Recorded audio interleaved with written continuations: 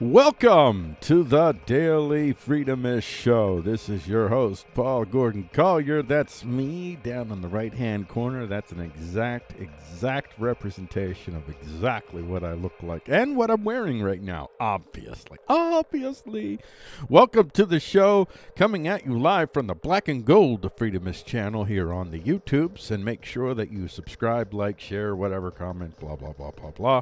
And also coming at you live from Freedomist.com itself.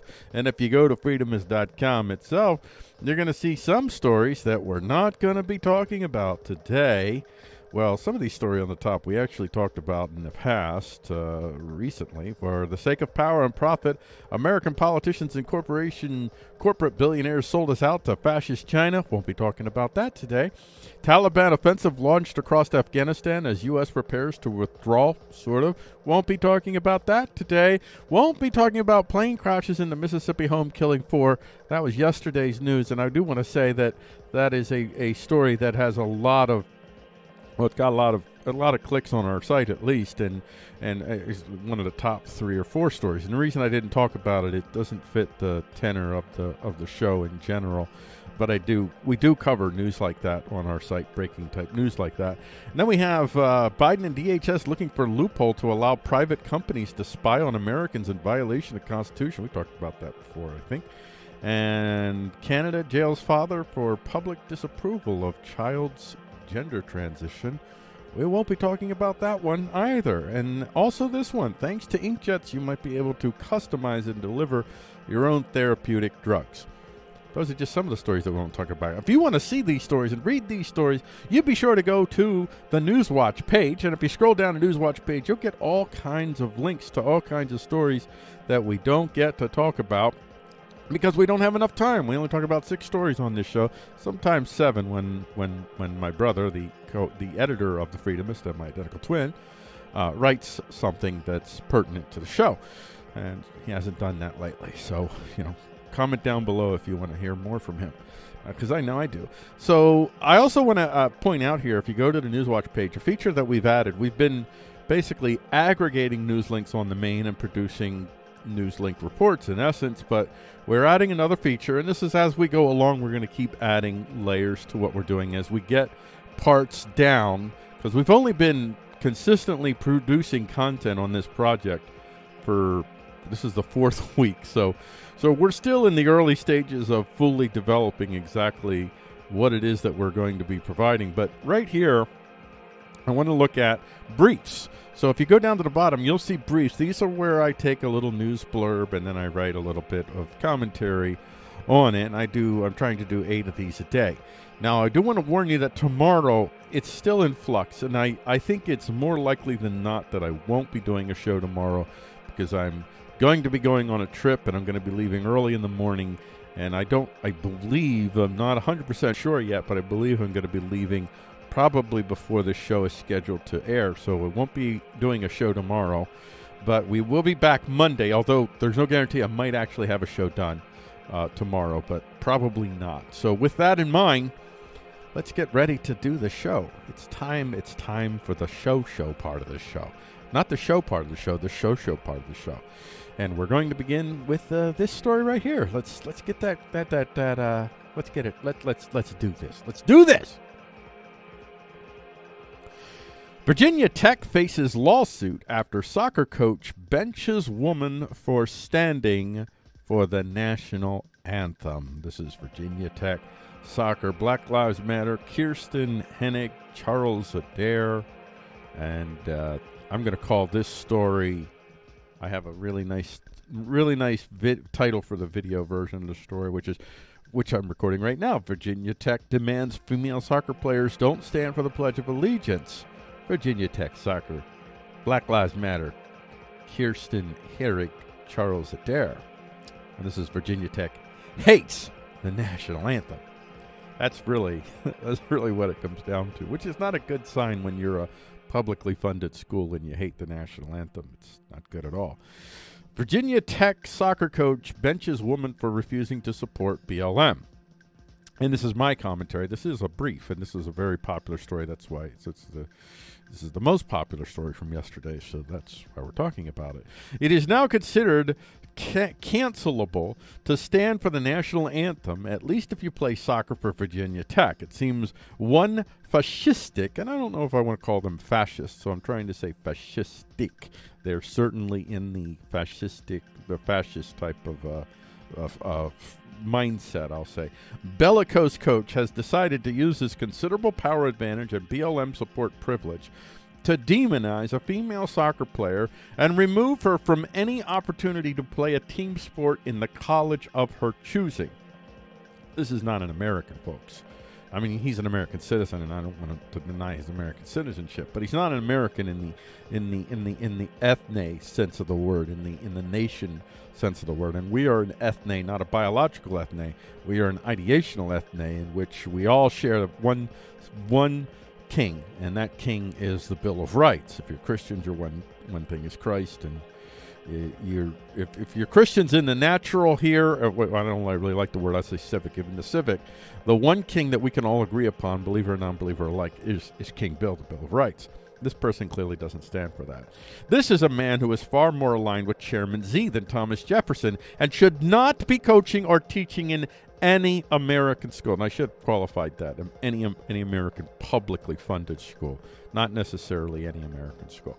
At any level. Unfortunately, it is ungodly, un-American fascists like this man, fascist-like, like this man, that are getting preferred treatment by our corporations and governments in the age of BLM. From the College Fix, soccer coach wants everyone treated with respect except players who oppose Black Lives Matter. And so this soccer player is suing the college. And this is an excerpt from Claire Anderson of College Fix. A student at Virginia Tech filed a lawsuit against her coach after he retaliated after she wouldn't kneel during the national anthem. Charles Chugger, the soccer coach, wanted players to support Black Lives Matter and George Floyd before a game in September 2020. He even changed the names on the jersey to list the names of alleged victims of racial injustice. It came while the Atlantic Coast Conference mandated diversity training for student athletes and staff. The unity statement called for, quote, dignity and respect, unquote, for all people. But the lawsuit alleged that Coach Adair did not extend his respect for BLM to players who oppose it. While Adair supported Black Lives Matter, at least one of his players, Kirsten Hennig, did not. But according to this lawsuit, Hennig had to kneel for the national anthem if she wanted to play. As a result of her coach's actions, Hennig can no longer play the game she loves, the federal lawsuit alleges. And this is, I don't know, maybe by next week I'm going to have it. I might have a little thing. It's just going to say Isaiah 32:7. Because all of this is over and over again. Isaiah 32:7. As for the scoundrel, his devices are evil. He plans wicked schemes to ruin the poor with lying words, even when the plea of the needy is right. This is how I view BLM, Black Lives Matter, the group, the organization, and I offer much critique to the Black Lives Matter organization. And when I do, I try to. I don't always do this, and when I don't, forgive me. But I try to remember that I need to. Well, from my Christian perspective, I need to balance out something when I speak about the BLM, Black Lives Matter organization, and my scorn for what it represents. Most of the human beings that support Black Lives Matter that are black, I'm not talking about the white BLM supporters. I have a different view of them. But the black BLM supporters, these folks are coming from a real position of pain and suffering that is not being met by any political party, whether it's Republican or Democrat for that matter. And so I have a lot more grace and understanding as to why black Americans might be gravitating towards the Black Lives Matter organization, especially given what I understand about human beings who have, on a daily basis, far more energy that must be spent just on making sure they have enough food to eat on a day-to-day, week-by-week basis. I don't live in that world. I'm not rich by any stretch of the imagination, but I certainly don't live in a world where I literally have to worry about a roof over my head or where I'm going to eat. And so I have plenty of space and time and energy that I can put into understanding the world on my terms, standing on my own, or I like to say rather, I'm stewarding my own preferences, I'm stewarding my own beliefs than most human beings do in America, let alone in the world. So there's this huge group of human beings that all they have is pain and suffering. And there's one organization out there. They say Black Lives Matter, and that's a phrase that resonates with Black Americans. Well, I want to speak for Black Americans, obviously, but my theory is that it's a phrase that resonates with Black Americans because so much of American history up to the current day, not all of it, but so much of it, sends the opposite message that Black lives don't matter. So I want to put that counter out there. If you're, and I know we've gotten a couple comments here and there from and really good constructive comments from Black Americans who are Black Lives Matter supporters offering critique to some of the stuff we're offering. And if you're one of those folks, if you ever want to have a conversation with me, I'd love to have a conversation with you folks. I don't have much sympathy and empathy and understanding for the top level leadership because I think they understand what they're doing. And what they're doing is they're co-opting real needs, real pain, and real suffering, and they're using phraseologies that in and of itself could be very redemptive and healing, and they're turning into something very vile, very, very disgusting, something that is meant to keep human beings from coming to resolution, from reconciling with one another, from human beings being able to face the sins of our past so that we can come to this reconciliation, if you will, a form of reparation, not how the Democrat Party uses reparations as a weapon of war against all Americans. But at any rate, I want to make sure that if you're watching this, that you're not demonizing all of the human beings that support the BLM, especially Black Americans. I guess I'll leave it at that.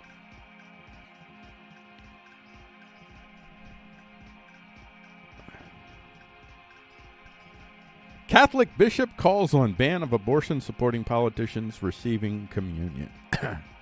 Yeah. And I'm going to cleverly call this, I'm such a clever human being, don't you know? I'm going to cleverly call this video Catholic bishops call for abortion supporting Pelosi, Biden to be refused communion. And the Catholic Church communion, the keyword phrase we're going for is Catholic Church communion, abortion, Democrat, politicians, Biden, Pelosi. Yeah, that's the key phrase. No more communion for Pelosi, I guess, is the simplest way that we can say this. So the Catholic leaders calling for an end of abortion, supporting Biden and Pelosi getting communion. That's the brief. That's right. That's another brief. This was our second most popular story, actually. No, second or third, because I think I talked about earlier in the show the plane crash yesterday was either, that might have been second, and this is third most popular. Catholic leaders. Well, it seems the Catholics have had enough of the unborn child murderers and supporters. Another top Catholic bishop has come out and demanded an end to allowing these politicians that support the murder of the unborn to stop receiving communion. In other words, he is telling them to literally go to HE double hockey sticks. For in the Catholic belief, if you don't or can't receive communion, you might as well be excommunicated, meaning unless you reconcile with the church, your destination is the fire below. And this is from ChristianHeadlines.com. Archbishop of San Francisco issues scathing rebuke of pro-choice Catholic politicians. Archbishop of San Francisco, I already read that. Catholic politician, or the Archbishop in San Francisco, is calling the Catholic Church to deny prominent pro-abortion Catholics communion. At least you're saying prominent, and they're not trying to turn it into this witch hunt and trying to figure out, do you support abortion? Do you don't support abortion? But when it's pretty obvious and open and you're making a career based upon your support for abortion, I think that's what he's talking about here. So on Saturday, a pastoral letter titled, "Before I formed you in the womb, I knew you," was issued. Let me go. I'm going to read a little bit more of this one. There's a picture of old Pelosi. She's the one that won't be able to get communion if this works out. Prominent figures. Okay, a pastoral letter titled, "Before I formed you in the womb, I knew you," was issued by San Francisco Archbishop Salvatore Cordileone. I think that's how you say that. Cordileone, in which he called on the Catholic Church to bar members who erroneously and sometimes stubbornly promote abortion. Prominent figures in society help to shape the mores of that society, and in our culture, their advocacy of abortion definitely leads others to do evil. Cordileone wrote, "This must be stated with clarity. Anyone who actively works to promote abortion shares some of the guilt for the abortions performed because of their actions." And while Nancy Pelosi, who is pro-abortion and represents San Francisco in Congress, is not mentioned by name, the Archbishop's words would apply to her and President Joe Biden.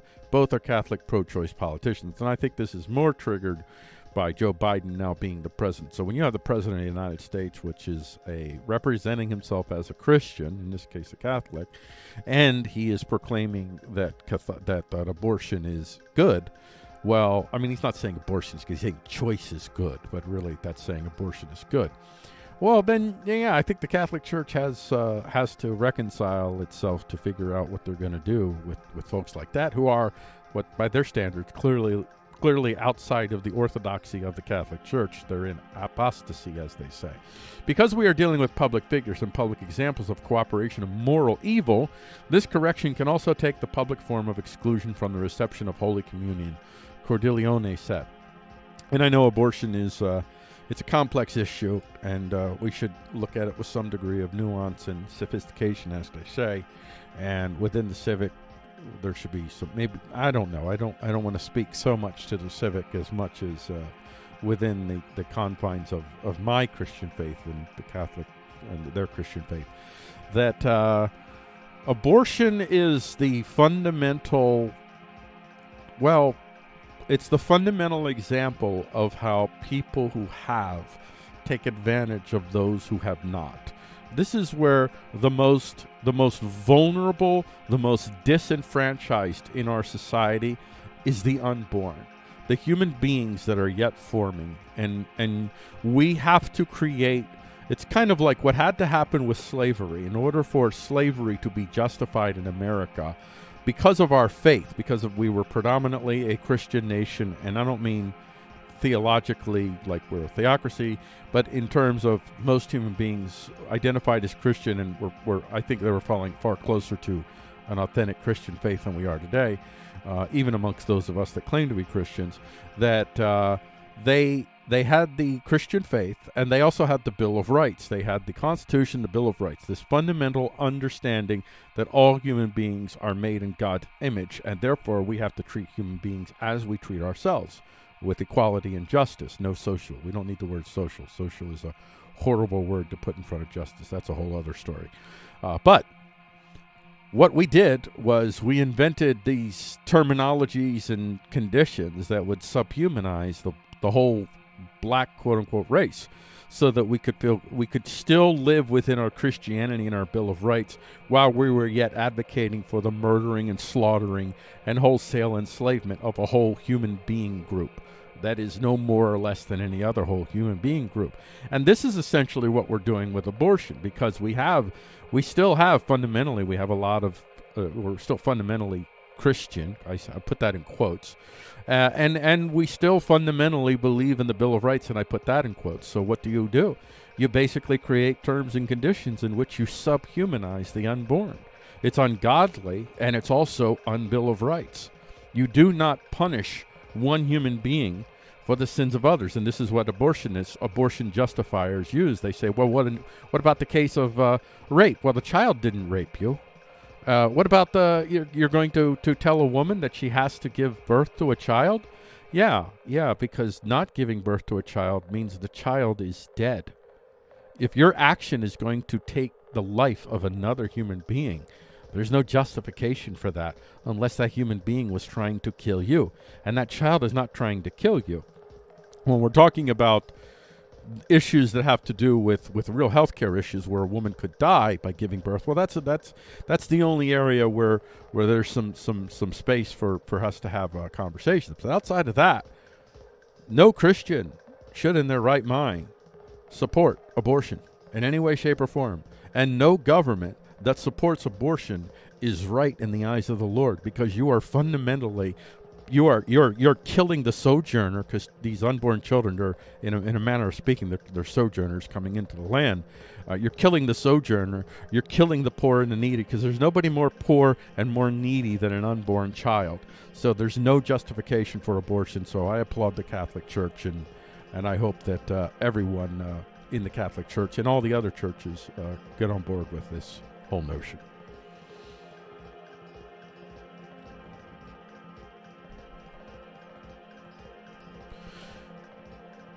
Corpo state media slanders American defending them. Well, an American defending himself, or Americans defending themselves from armed BLM rioters.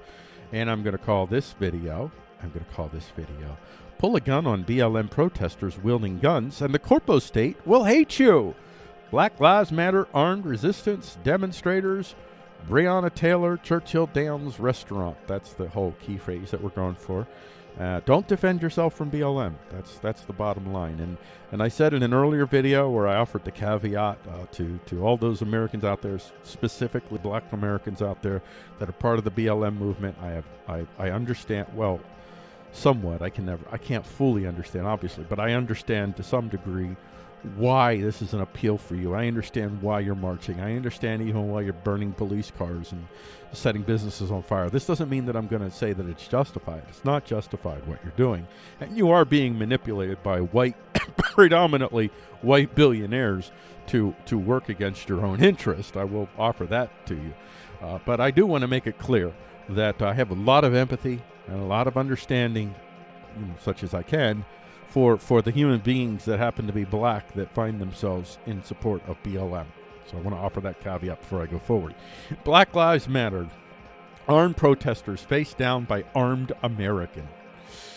Independent UK wants you to believe an American citizen who used a gun to fend off a potential assault from armed rioters is the bad guy in their upside-down world where good is evil and evil is good.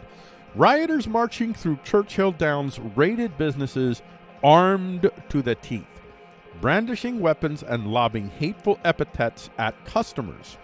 One American citizen had enough and showed his gun to encourage them to leave the restaurant and quit their assault on peaceful Americans.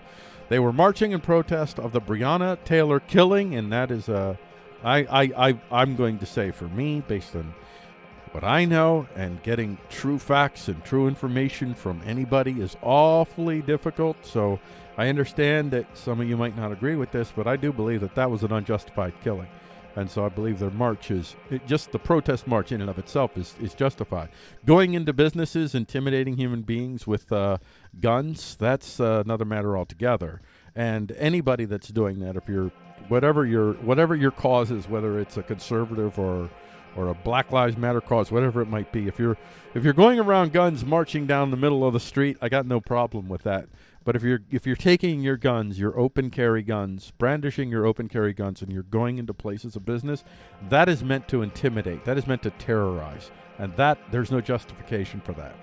So they were marching in protest of the Breonna Taylor killing, which, in this writer's opinion, well, there I say, it was an unjustified killing, one that deserves a protest and accountability.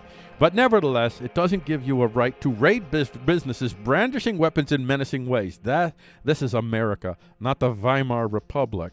Though, clearly, the BLM, and by the BLM I mean the leadership, not the rank and file, well, I'll say rank and file black folks. White folks, that's another matter. I think a lot of white folks that support the BLM are really dialectical white supremacists.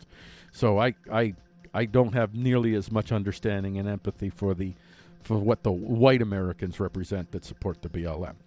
But anyway, though, clearly the BLM would love America to be just that, to usher in Lord knows what, to replace the American Republic and its one true king, the Bill of Rights. And that's for believer and non-believer, that's our one true king that we can all share together. For the Christian, Christ is king, and the Bill of Rights is fully aligned with Christ, fully enmeshed, fully enfolded within Christ. And for that matter, the Bill of Rights is fully enmeshed within many other belief systems, including not all beliefs, like not all versions of Christianity are plumb with the Bill of Rights. Not all versions of Islam are plumb with the Bill of Rights.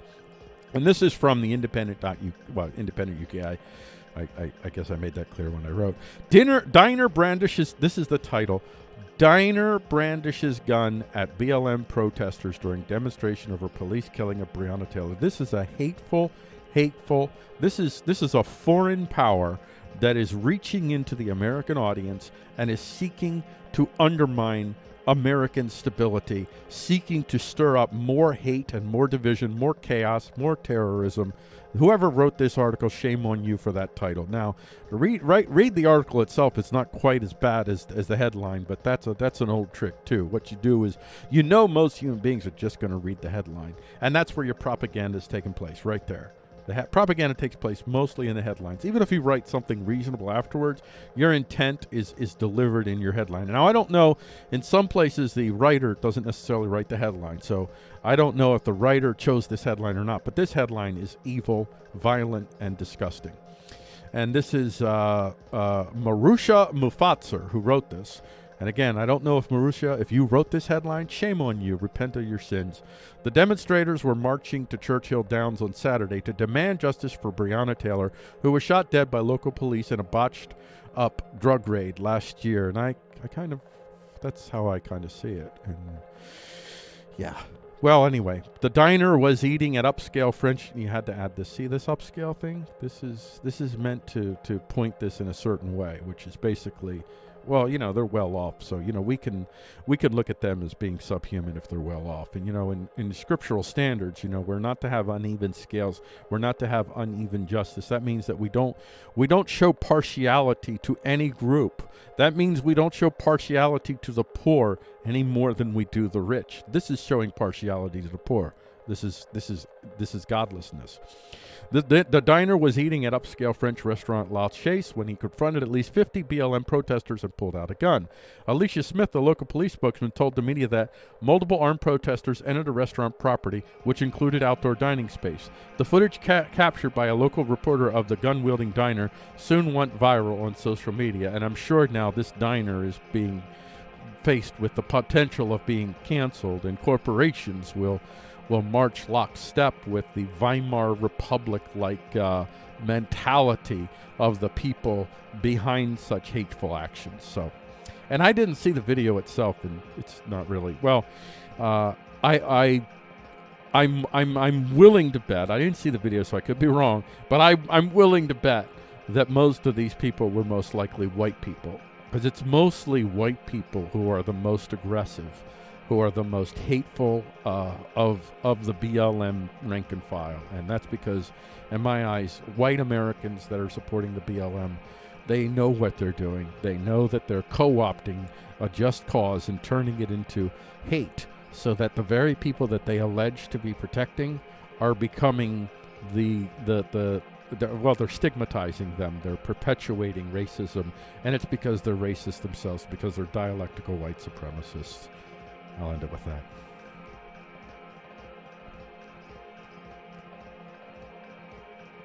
Biden admin hands out business favors to billionaire donors. And I'm going to call this one, Biden billionaires get Biden business breaks. Jennifer Granholm Nicholas and Jody Pritzker arc like Joe Biden kickback. That's the phrase we're going for. I could just call this Biden's billionaire beneficiaries. So Biden donors get special treatment. And this is another brief. All of these have been briefs. Well, this isn't usually the case, but in this case, most of our popular stories happen to be the briefs. Usually it's not. Usually one or two briefs might show up. I've been knowing this only for this week, so it's still early. But Biden, there you see a picture of Jennifer Granholm, and I do want to offer this little caveat here as I do this story, that this type of cronyism is nothing new. The Biden administration is not unique. The Trump administration had their example. I can't think of anything specifically offhand right this second, but the Trump administration had their own cronyism, the Bush and the Clinton and the Obamas and all of them. This is a fundamentally corrupt system. In general, coercive enterprise governance is the system of governance that constantly rewards those who are willing to do the most harm to their neighbors for the least amount of reasons. These are usually the ones that are rising to the top. If you see a politician, you see somebody willing to murder your neighbor for reasons that don't have to do with actually violating someone directly. So with that caveat in mind, I just want to point out that I don't want to sound self-righteous and like Biden is the only one doing this, or somehow this is new to politics. But this was the one of the most popular stories, and I even debated whether I was going to cover this story because of the reason that it really doesn't showcase anything terribly unique about the Biden administration compared to other administrations. But I decided I'm going to cover it anyway. Why not? Well, why? But why not? Well, I don't know. Jennifer Granholm is the one that I pictured here, but she might not necessarily be the most beneficial of this policy, although she is the energy secretary. So a little gift is par for the course for most political factions, be they GOP or DNC. In this case, the moral supremacist DNC. Oh, that's right. There you go. I'm reading my thing now. I remember why I decided to cover this. In this case, the moral supremacist DNC is revealing yet again what it actually is: a cult of billionaires using morality fears to trick we the poors to hand over more and more of our freedoms so they might live even more free from consequences that they already do. It seems our energy secretary is vested heavily in a business that the Biden administration is showering with government favor. But not only is she the beneficiary of this action, so too are 2 billionaire donors who are also tied heavily to the same company. And this is from Free Beacon, a right-leaning publication. Dem mega donors, officials financially tied to electric bus company boosted by Biden. Colin Anderson and Matthew Foldy contributed on this article, and I'm reading an excerpt from it. Energy Secretary Jennifer Granholm is not the only prominent Democrat with financial ties to an electric bus company repeatedly boosted by the Biden administration, documents reviewed by the Washington Free Beacon show. Nicholas and Jody Pritzker, members of Illinois Democratic Governor J.B. Pritzker's mega-donor family, own nearly 12 million shares of ArcLight through their venture capital fund, Tau Capital. ArcLight in January announced a $1.6 billion merger with Proterra, which will see the electric vehicle manufacturer go public in 2021. Granholm served on Proterra's board for nearly 4 years and still holds up to $5 million in company stock. National Economic Council Director Brian Deese is also tied to Proterra through BlackRock, the investment giant, where he worked as global head of sustainable investing before joining the Biden administration. BlackRock is one of several investment firms that pumped a combined $415 million into the Proterra merger, and Deese reported holding more than $2.4 million in BlackRock vested restricted stock in his February financial disclosure. These investors are poised for steep gains. So as ArcLight's stock price has surged 50% from $11.90 to $18 per share since January, that's a lot of cabbage there. That's a lot of cabbage. And if you have $5 million in stock, that's a lot of cabbage there, folks. So I did highlight this. That's right. Now I remember why I chose to run with this story. And I was hesitant because of the fact that, again, this doesn't necessarily show anything that the other administrations haven't done. But this is an administration that is fully embracing the moral supremacist, legalistic, pharisaical cult that is SJW, Black Lives Matter, critical race theory, whatever you want to say. And so when they're led by billionaires, and that's why if you're a Black Lives Matter organization, I want you to understand you are led by white billionaires. They're your masters. You are literally serving white billionaires while they continue to take advantage of the moral supremacist ideology that you're advancing for the purpose not of lifting anybody up, let alone black Americans. It is for the purpose of solidifying their hold on power so they can eliminate competition. So it bears noting, it's kind of like the self-righteous Republican that goes around all the time going against gay people for gay rights or whatever, and you find that he's having secret liaisons in bathhouses. Normally, I'm not interested in trying to track down the sexual habits of our politicians, but when they make their career off of a moral supremacist, ideological, pharisaical belief system, well then, yeah, I think it's very right to call them out and show them what hypocritical liars they are. That they are literally one of the which is actually a principle that I agree with. So there's plenty of things I agree with Black Lives Matter on. There's plenty of things that I like about critical race theory. It's just that the underlying assumptions are so hateful and destructive. I can't partner with them. But one of the principles is that know your power, the power position you have, and when you have a significant power advantage over the other, be aware of that.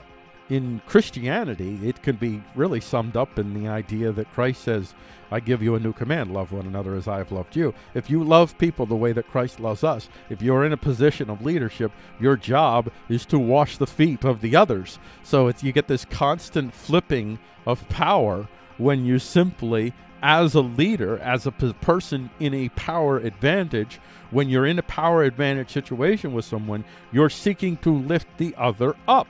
This is a Christian principle that these ideologies have taken. Most of their fundamental moral assumptions come from Christianity. They just remove Christ and they remove redemption and grace and hope from the equation because they've turned it upside down. It's Christ in an upside down cross, which isn't Christ at all.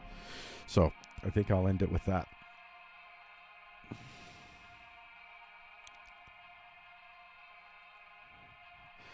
Well, this is another one of these examples in the last story that I did on this show. And if you want to watch the whole show, there's a link down below. Make sure you do. In which I was talking about Jennifer Granholm getting her company getting special favors from the Biden administration. This is another example where we have someone who, surprise, surprise, is in a position of authority based upon moral posturing that he himself is not living up to. In this case, we're talking about John Kerry. And we're going to call this one, we're going to call this the video version of this. Let's call this John Kerry Financial Records Exposes Conflict of Interest at Climate Czar. John Kerry Climate Conflict of Interest, Grassley Financial Disclosure. That's the key phrase we're going for. And we could just call this Oil Man Kerry is now Climate Czar. I think that sums it up. So we got a partial financial disclosure reveals Kerry is conflicted and Grassley wants a full report. And this, folks, is the first topic report of the whole show, which is the first time this has happened since I've been doing this show. John Kerry has major conflict of interest ties, Grassley charges. That's our topic report. From The Hill, we get Grassley asks Blinken to provide potential conflicts involving John Kerry. Senator Chuck Grassley, Republican of Iowa, on Monday requested additional information regarding potential conflicts of interest related to John Kerry, President Biden's special envoy for climate, and his previous involvement in finance and energy investing after he left his government post as Secretary of State. In a letter to Secretary of State Anton Blinken, Grassley wrote that it is unclear exactly what matters Mr. Kerry has been barred from working on and whether he has received any waivers for specific matters that he would otherwise be recused from, according to Axios, which obtained a copy of the letter. The operation of good government requires a faithful adherence to ethical rules, Grassley said. Well, that's not possible. I'm not saying that we shouldn't have governments. I don't think we should have governments, but I'm not saying that from a biblical perspective that governments in and of themselves are not, quote-unquote, justified. But I'll just say that governments in general, that their ethics only come about when they have a sense of a reality of power that tells them that they can't get away with not being ethical. But wherever governments have the perception, in this case this government may be right in the assumption, that the people will not hold them accountable to their unethical behaviors, well, then they'll be unethical. So there's government and ethics. I'll just say that they don't go hand in hand. Naturally, they don't go hand in hand. More headlines. John Kerry Financial Disclosure Report shows hypocrisy and greed. This is from the Boston Herald. We thought we knew about John Kerry's hypocrisy and greed, but guess again. It turns out that while the former Massachusetts senator and current Biden administration climate czar was lecturing us all about climate change, he was holding dirty oil and gas stocks and pulling down millions in corporate earnings. Of course he was. these moral supremacists, these billionaire moral supremacists from on high, that they don't think that our lives of penury and scratching at the dirt, that we suffered enough. No, we have to pay for their sins. That's literally what billionaires are asking us to do, pay for their sins. That's an upside-down Christedness in which you sacrifice coercively, you sacrifice others so that you can continue sinning. Kerry's financial disclosure forms show his massive stock portfolio and assets, some of which he was forced to divest since taking his position and special presidential envoy. You know, you could argue that him getting rid of this stock might be, well, he knows that he's going to enact policies, or try to enact policies, exact or influence, however you want to word it, policies that will hurt the very companies that he's invested in. So it's kind of like insider trading. So there's that, which, by the way, insider trading is apparently legal for politicians to partake in. So that's all you need to know about government, that it's perfectly legal for politicians to use their insider knowledge about what government is going to do to make decisions about how they will invest in the stock market. You can't prosecute them for that. The jet-setting former senator pulled down a $5 million salary in a no-show job as chairman of Bank of America's Global Advisory Council, $125,000 in consulting fees from something called the Rise Fund, which was founded by U2 singer Bono, and $382,000 in speaking fees from Waste Management and Deutsche Bank, among dozens of others. And that's how a lot of these companies, they pay their politicians off. They have quote-unquote speaking fees. So they hire you to speak, and they pay you ridiculous amounts of money to give one speech. And it's not because your speech is all that's valuable. It's so that they can legally pay the graft that they pay to politicians to continue to use the weapons of the state to protect their interest at the expense of we the poors. Here's another headline: John Kerry endangers our nation and should resign. That's from Texas GOP Vote. Well, they're Republicans, so of course. But I will say to the Republicans, you've got plenty of your own John Kerrys in your camp. Plenty. I issued the following statement Tuesday in response to media reports that former Secretary of State and current climate envoy John Kerry informed an Iranian official about covert Israeli operations. John Kerry should resign, not because of the reported troubling statements per se, but because he is a fool and endangers our nation and Israel. I don't know. I mean, I'm not saying that I want to endanger Israel or that I support endangering Israel, but endanger our nation is the only phrase that really matters here if we're talking about government officials. He is more interested in preening on the international stage and pretending to be Secretary of State while promoting unicorn energy policies that empower Iran, China, and our enemies rather than America and Israel. Of course, this is not new, as the Biden administration has a habit of stabbing Israel in the back at every possible opportunity. And again, this in and of itself is not a reason to get rid of an official in government. Again, I'm not supporting stabbing Israel in the back. Not at all. I'm just saying. But at any rate, I'm done reading that. I'm going to read the rest of these headlines and get done with this little report here. The facts around leaked audio about John Kerry from CNN.com. New climate. I'm sure this is going to be an apologetic to defend their guy. New climate envoy John. I could be wrong, and I'm not going to read it. I don't care. I'll let you read it. It's there. The link is there for you to read. New climate envoy John Kerry sold off energy holdings to avoid conflict of interest. Disclosure shows John Kerry denies leaked audio, claims he shared Israeli info with Iran. Documents reveal, and that's from People.com. Last one was from ABC News. Documents reveal John Kerry invested in numerous oil companies from Yahoo News. And finally, John Kerry's potential conflicts of interest as climate envoy sought by Grassley. And I'm going to end it there.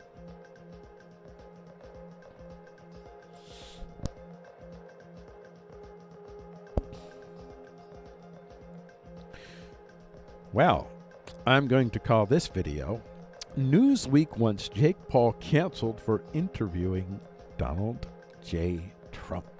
Newsweek, quote, journalist, unquote, attempts to cancel Jake Paul for interviewing Donald Trump. I am not a fan of Jake Paul, for a number of reasons. I'm not hating on him, but I'm not liking on him either. So this is not a defense of Jake Paul or Donald Trump for that matter. It's defense against the freedom of speech, the freedom of, well, the idea of having open, free discourse, civil, open, free discourse. This is what I'm defending. This is ultimately what I'm defending here. And what this Newsweek writer has done is absolutely shameful. You should not call yourself a journalist and write such hot garbage as this person did, which is clearly aimed at attempting to whip up a cancel culture crowd to, or by the way, just a little, well, I'll just finish with this, to whip up a cancel culture crowd so that you can stigmatize any type of resistance to your particular moral supremacist, pharisaical ideology, which is an attempt to murder dissent in America, to cut off competition so that your white billionaires that you serve, and that's who you serve here, Danye Hajaji, you serve white billionaires, you serve the powerful and the elite over the poors with hot garbage that you've put out here. And you're not hot garbage. Now, I'm not going to call another human being hot garbage. What you produced is hot garbage. And if you were a Christian, I don't know if you are or not, but if you are a Christian, I would tell you to repent for the evil that you put into the world and the evil that you're attempting to perpetuate. So Newsweek writer creates Jake Paul cancel culture piece for interviewing Donald J. Trump. This is another brief. We ended up with 5 briefs today out of the 6 stories. Really interesting. Apparently, Danya Hajaji of Newsweek wants to destroy Jake Paul's ability to make a living, as she has written a damning hit piece targeting Paul for cancellation for committing the crime of interviewing President Donald Trump. This woman and what she does is just one of many poster children of privileged, entitled elites who sit in their urban high-rise apartments casting swine before pearls in the name of their cult of hate and despair called critical race theory, the kinder fascism, if you will. And I will, once again, I'm going to try to do this with regularity. I'll offer the caveat. Not all things about critical race theory are bad, but that's how the devil works. That's how Satan works. What he does is he tells you, sometimes he'll tell you 3 or 4 lies to tell you the one really, 3 or 4 truths to tell you the one really, really damaging, hateful lie. But more often than not, it's usually 1 or 2 truths. He starts off with 1 or 2 truths and then just hits you with lie after lie. And that's what critical race theory is. Critical race theory starts off with a number of truths. There's a number of methodologies in critical race theory that really come from what is called post-structuralist thought. And post-structuralist thought in and of itself is not critical race theory. But there's a lot of stuff that comes out of post-structuralist thought that I learned in my early 20s, back in the 90s, that I've applied to my life in, I think, very, very helpful way. Even the idea of deconstructionism, it can be a very, very helpful tool in freeing you from the patterns of thought that were put in you, rather than patterns of thought that you stand on your own or that you take stewardship of on your own. You flesh out and figure out, what do I really believe? What do I really understand? These are incredibly useful things. So what I see going on is, much like the quote-unquote left is using the plea of the needy to basically destroy the very needy that they're alleging to be helping, so too does the right. They do the same thing. There are so many things about critical race theory that actually can help white human beings. It's very constructive for a lot of reasons, but what they're going to do is they're going to blanket assault CRT, and they're going to vilify all of it so that even the good parts we're going to reject. Even the legitimate plea of the needy that CRT addresses, we're going to ignore, because CRT is being used by the quote-unquote left to basically attack everyone, to cut off competition, to destroy competition. So I just want to offer that caveat as I go forward here. Apparently, Danya Hajaji of Newsweek wants to destroy Jake Paul's ability to make a living, as she has written a damning hit piece targeting Paul for cancellation for committing the crime of interviewing President Donald Trump. This woman and what she does is just one of many poster children of privileged, entitled elites who sit in their urban high-rise apartments casting swine before pearls in the name of their cult of hate and despair called critical race theory, the kinder fascism, if you will, or at least their fellow travelers. Here's an excerpt of her hate piece targeting an American citizen for market assassination for not bowing to the CRT I should say kowtowing is what I meant to say there. For the CRT party line, another Chairman Z acolyte, to be sure. Jake Paul FaceTimes Donald J. Trump, listed at top of achievement. There you go. She's dog whistling to her crowd that she knows listening. She's right there. She's saying, "This you should think that this is horrible. How dare you? Donald Trump racist, Donald Trump evil, and he's listening at his top of achievements." Donald J. Trump was the former president of the United States. In the United States of America, no, I'm not saying that you should hold to this, but in the United States of America, anybody that gets to talk to the president of the United States, that is something that is significant. That is something that human beings count as one of these once-in-a-lifetime opportunities.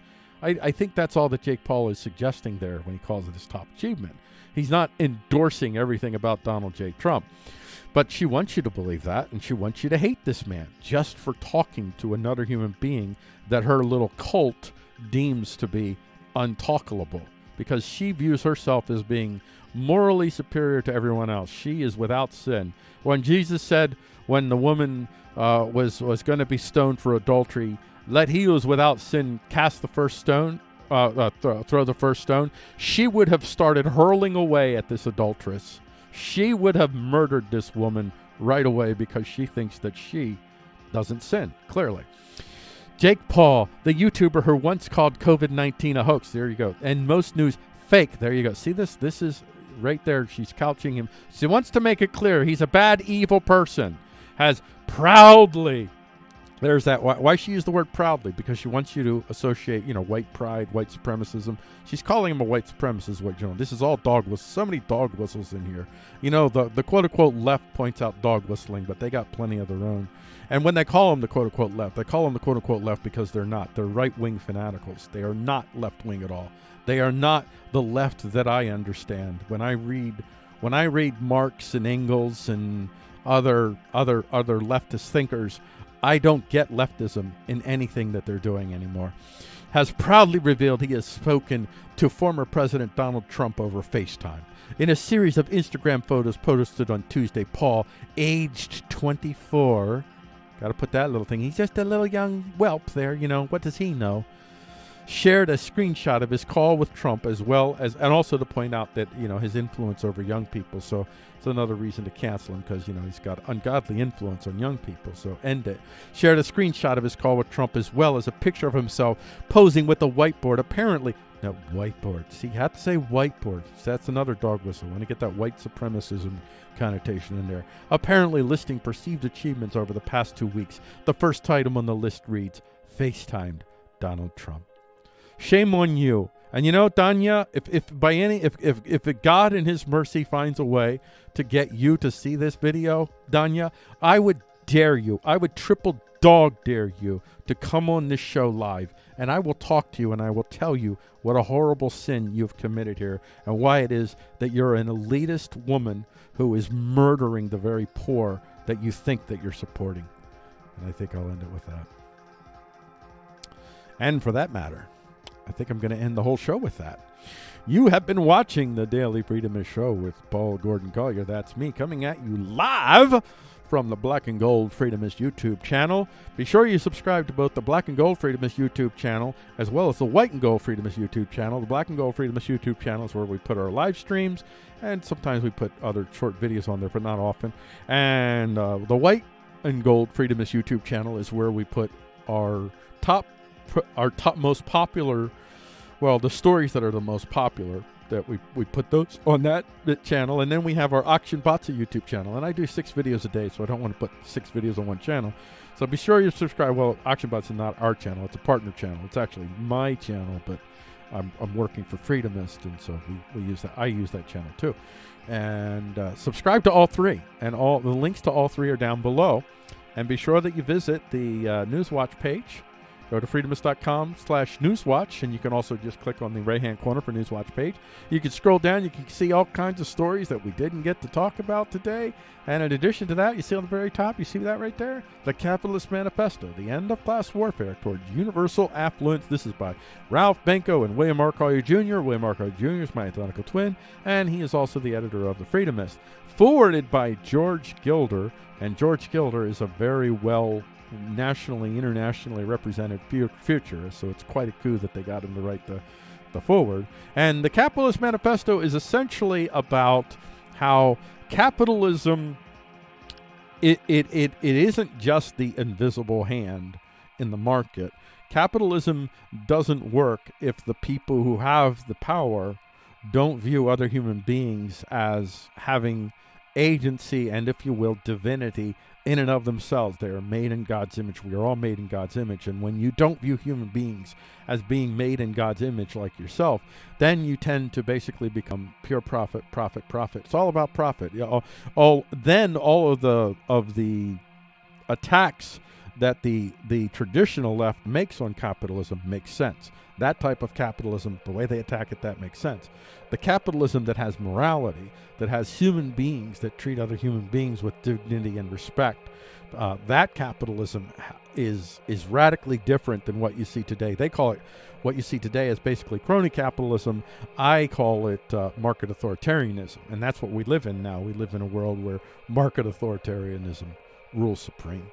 So I encourage you to buy the book and support our channel. Go to our Freedomist main page. You can scroll on up and you see opportunities to support us, subscribe, and support this Freedomist, because we are trying to produce content that is as best we can, as imperfectly. It's going to be imperfect, obviously. Even during the show, you can probably critique and say, well, you weren't here. But we are trying to represent the Christian in the civic, being consistent with Scripture, consistent with God's concept of justice, not man's concept. We don't put the word social in front of justice. You don't need the word social. Social turns justice upside down and makes the created the worshipped and not the creator. But we seek to reflect this, and in so doing, well, I just tell you, conservatives, there's plenty of things that we say conservatives aren't going to like. There's plenty of things that we say that progressives, that various groups are not going to like. We have a message which is, it's not glad-handing anyone. It's not sugaring everyone and anyone. It's not vilifying everyone and anyone. It's not creating a scenario where you have some sort of special right to view other human beings as subhuman. We can judge their actions, but we don't subhumanize to the best of our ability. I'm not saying that I don't subhumanize at times, because I am a mere mortal human being, and sometimes that's hard, but that's what we seek. And that's just not popular. That's not how you build audiences. You build audiences with sugar and with fire, and we offer neither. So we need the support of genuine, true believing Christians. And even if you're not a Christian and you support a Bill of Rights land, you should support us too, because we Christians are not here to browbeat you and moralize to you and beat you down using government guns to force you to worship God or reflect His righteousness in your life. And I'll just leave it at that. Thank you very much for joining us. We will see you probably not tomorrow, but you might. But you'll definitely see, well, by the grace of God, because you never know, but all things being equal, you'll definitely see us Monday, 7:15 a.m. Eastern Standard Time on the Black and Gold Freedomist channel. I thank you all for joining us. Good day, good morning,